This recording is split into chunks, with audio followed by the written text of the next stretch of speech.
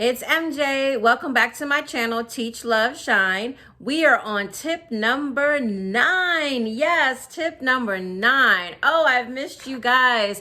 It's the holidays. It's time to celebrate the holidays. So I know, not only with teaching, but family, it's getting a little crazy right now because there's so much to do and the kids know it's the holidays. So I'm sure it is a little crazy right now, but fun at the same time. If you're new here, welcome to my channel. I am MJ. I just recently retired July 1 of this year. I'm a retired teacher and I just love teaching, and I'm just here to help teachers in any way I can with a couple strategies or tips that will make your day go even easier and help you shine. Well, tip number 9 is a gift. It's a gift to you and a gift to your students. Let's check out tip number 9. All right, before we talk about tip number 9, 2 things I want to touch on. 1, my Santa hat. I made it myself like a couple of years ago. So the glitter's a little crazy, but it does say Mel across the top because my first name is Melanie. So it says Mel across the top. So just in case I look a little crazy, I DIY. Second, how's it going?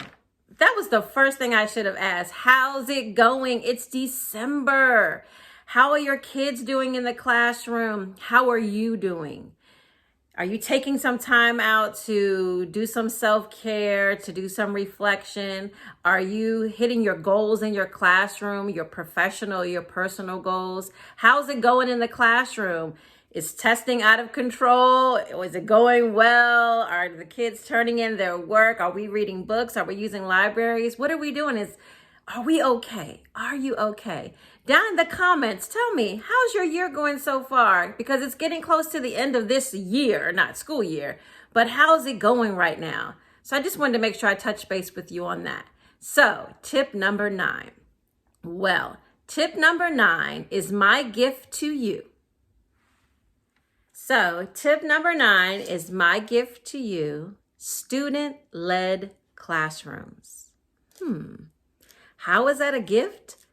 Well, let's think first. When you think about your classroom, what percentage of the time are you talking and your kids talking? Think about that for a minute.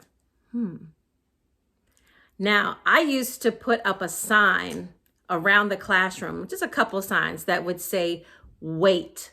And it would stand for, why am I talking? So I would stop talking so much and let the kids talk. So my gift to you is student-led classrooms. Are you ready for that? Or do you already have that in your classroom? Are your kids kind of taking over a little bit and you're facilitating? Well, let's talk about it. Teach. Okay, teach. Now, there's a lot of research with student-led classrooms, and just in case you're not familiar with what I'm talking about, or you've heard of it a little bit and you've tried it, when you think about a framework for teaching and you think about the different levels, especially when you're being evaluated or you have an observation, sometimes the observer will say, you could be at the distinguished level. We visit the distinguished level, but we may not stay there. We are usually hovering around the proficient level. And usually a distinguished teacher or a distinguished lesson, or at that time that they're observing you, has a lot to do with how much your students sort of take over the classroom as far as student-led discussions, student-led questions. You're more of a facilitator and the kids are doing most of the talking and kind of run things in the classroom in a way, not everything, but in a way where you have sort of taught them how to be independent. So the research says that student-led classrooms, when they get the information that you teach, the information is more sustainable if they're actually applying it and using it in the classroom. Also, it's a way to connect with students and for other students to connect with their classmates as well.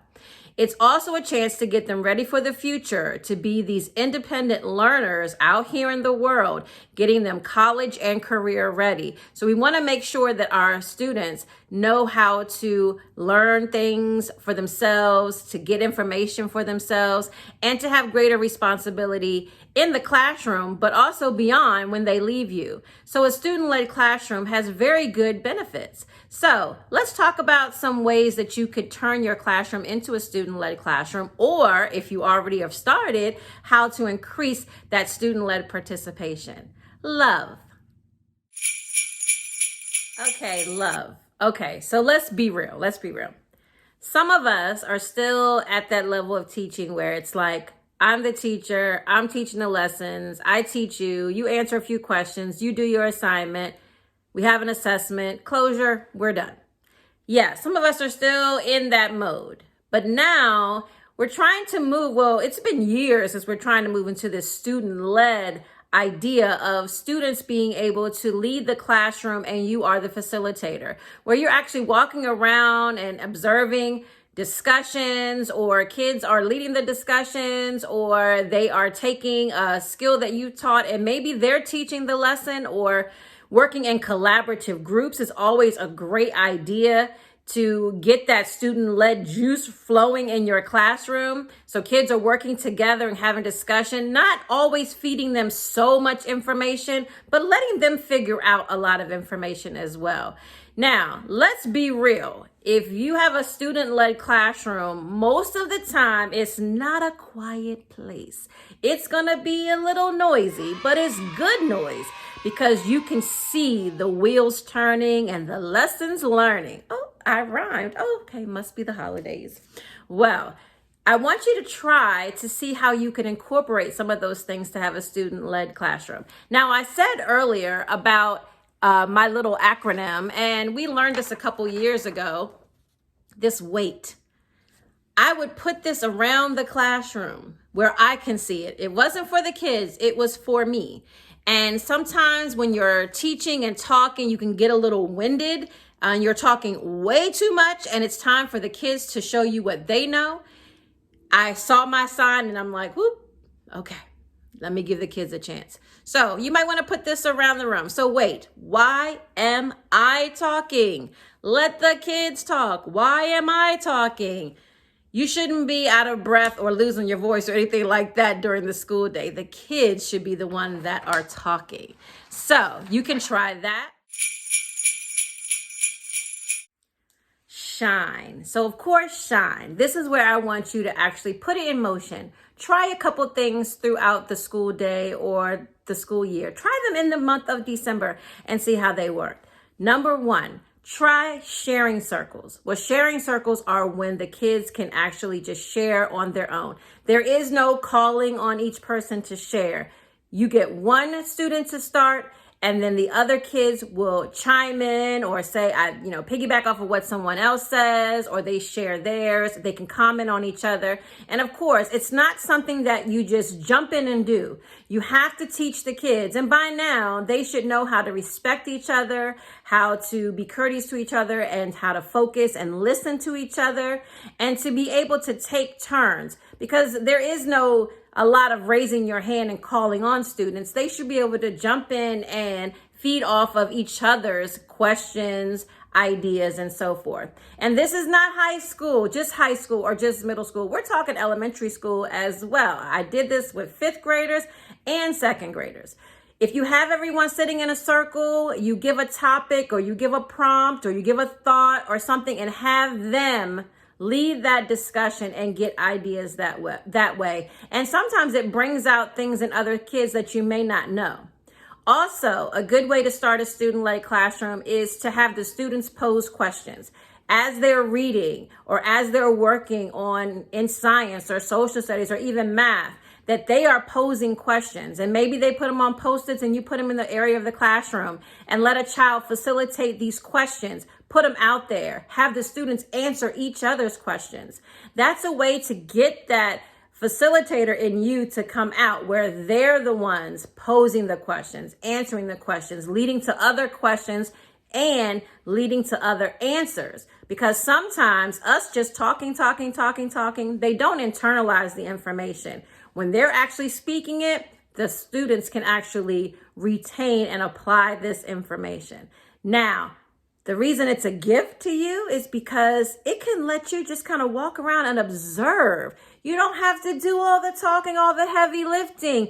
The kids will do it. And you'll notice around January, February, that your classroom will seem a little different because you are now the facilitator. And when you have those parent conferences, you can share that information about their children, being more independent, getting ready for the future. Maybe also suggesting to parents, like, are they doing things at home independently? And then they can come to school feeling very independent.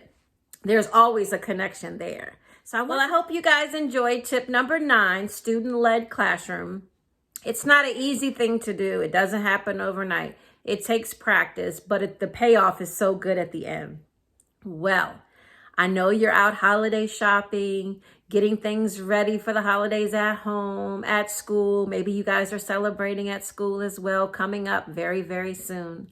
So please like, subscribe, and share this video with anyone you think who could need some help with student-led classrooms or any of the other tips that I've shared so far.